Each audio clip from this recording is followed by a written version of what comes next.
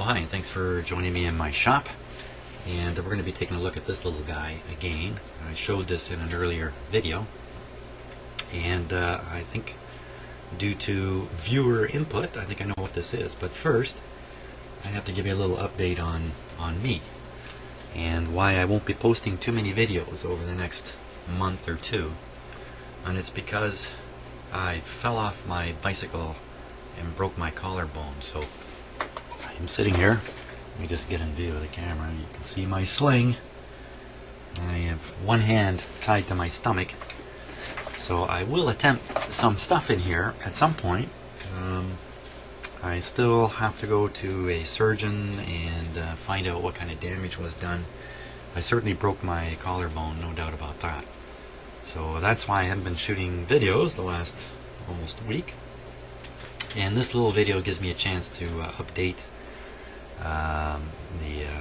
you on what's happened to me and why you won't see too many videos, I think. Who knows, maybe I'll be doing more videos. One-handed videos, I don't know. And also, I got a chance to take a closer look at this guy here again. And so I had a number of guesses come in on this, which were wrong. I was a little suspicious about it, frankly, right from the time I looked at it, because of the shape of the electrodes inside this little guy here. The dish-shaped back, and then the single rod coming up the middle. I thought it was a photo tube, but I didn't want to say that right off the bat. So, because maybe it's not. And its application, where you would put this and how you would use it, I had no clue. So I did get a couple answers. Let's take a look at it. This will be a little awkward on my computer, but just bear with me for a moment here while I make certain things happen. You can see some weird screen effects here. Okay, some strange things happening. There we go. So now you cannot see my cursor, but what you can see is as I pass over things, they get highlighted a little bit. Okay, so if we look up here, the second one from the top of your screen now, done by I Ain't Having It. It suggested my strange thing is a cartridge type photo tube, which is correct. And RCA made them for years for the military, probably correct, and they probably made them for quite a few purposes. And the cartridge style easy and fast to replace. And that would make a lot of sense. Okay, so I took a look on Google. I just searched on images here. You can see what I searched on. RCA photo tube. And I got all these pictures. Now these ones, again, you can't see my cursor, but you can see the titles coming up as I swing it back and forth. So in the top row of photos, you see things that look pretty much like a regular vacuum tube, at least the base and the prongs and the glass globe. And that's what I know. See this one here? That's what I know photo tubes to look like. But as I did go down the page, there's one over here on the right in the second row, and we go down a little further, we'll see another photo here. Here's one here. Like that is extremely similar to what I have, except it has this funny little top on it. But it's nearly identical to what I have. So there's one that even says RCA 926, and there's the tube right there. So that certainly is extremely similar. Maybe what I've got is a slightly different model. But then I got another comment here. Let's see if I can find it. Bear with me. Yeah, just recently from where'd he go? This guy here, Mr. No Valves Computer Board. And his suggestion is it's a flame sensing cell that was used with the old FireEye flame safe guard.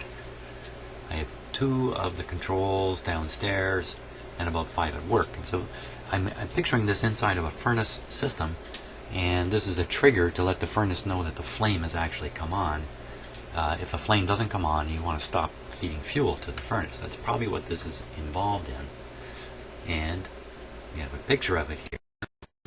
These things can still be bought even though they're not manufactured. Here's one from a company 100 kilometers from where I live. So I think it's in Hamilton, Ontario. And I just make a little bit of a close-up. There it is. And it's exactly what I've got. It's exactly the same thing that I've got. It looks like it comes with a little housing there. It's by the housing, and you pop the whole thing in. And you can see the terminal on that housing. It looks to me like it's ready for a bit of high voltage. Not really high, about 100 volts across one of these things. So that's what it is.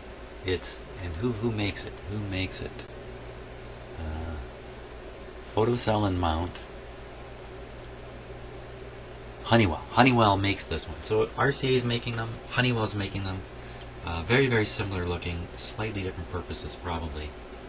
Probably not interchangeable, but so I think it's I Ain't Having It wins the cigar. Well, I don't have any cigars to give you, but you just have to imagine a cigar coming your way. And that's what it looks like. That's what it is. Now, whether this guy's any good or not, probably this is the old one taken out and a new one was put in, and this was tossed in a box. And it's worked its way into my hands and onto the camera here. This is probably no good. And the funny thing is, those ones that I saw for sale, they're selling for $350. Whoa! So, although I've never found a gold bar in any of my radios, and I keep looking, this is about as close as I've come to finding a gold bar. I don't think I'm going to get anybody to give me $350 for it. And, maybe later on we'll put a little bit of a test on it. It's a very, very simple device. You just need to put a little bit of voltage across it, to put some an electric field inside there. And then if any electrons are freed up, the field will carry them to that center conductor. And you just need to shine light onto the back electrode. It's a little hard to see, but the semicircular electrode at the back. Electrons get freed when the light strikes it. You might need ultraviolet light, you might need strong light, like ultraviolet higher energy light to make this work well. And there may be gas inside here. If there's gas inside, that just helps it develop a heavier current when you shine the light on it. So you could see how this would sit inside a furnace, and the flame would come on, and the current would flow, and the detecting system would then know that that the flame was burning. Or, I guess if the flame were to go out for some reason, this would indicate that too. Anyway, that's what it is. So, hang tight. I'm not giving up on making videos. It's just going to be a little bit difficult for the next while until I convalesce. So thanks for watching the short video, and we'll see you soon.